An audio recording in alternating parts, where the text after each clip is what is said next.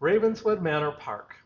Located in the middle of Ravenswood Manor community, the park is about 0.83 acres, and it is the crown jewel of the neighborhood.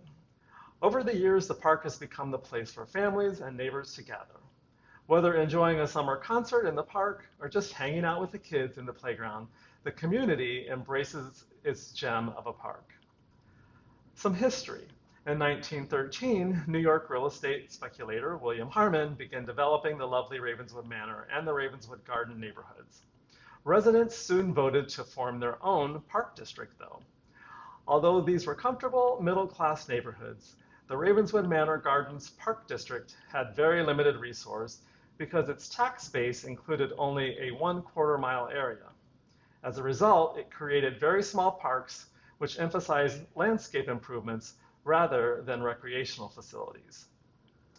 The next year, in 1915, the district acquired land for Ravenswood Manor Park, which is where you're standing today, and it was named for the surrounding community.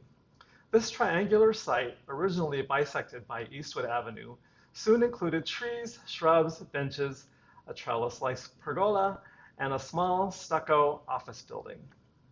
The Park District held its meetings in the building and made it available for many other community purposes.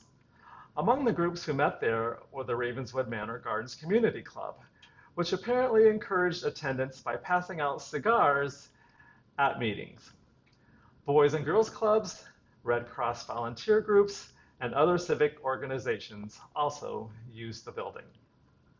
In 1934, the Ravenswood Manor Park became part of the newly formed Chicago Park District's portfolio, when the 22 park districts were consolidated.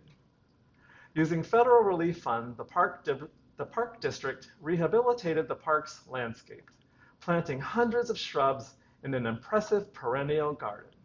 The park office building was razed in 1956. 15 years later, playground equipment was installed in the park. And since that time, Ravenswood Manor Park has received numerous improvements, including a major replanting, a soft surface playground, and a new pergola. There's also a small park on the east side of the river called Sunken Gardens. Though today the park is at the same elevation as the rest of the Ravenswood neighborhood, it wasn't always the case.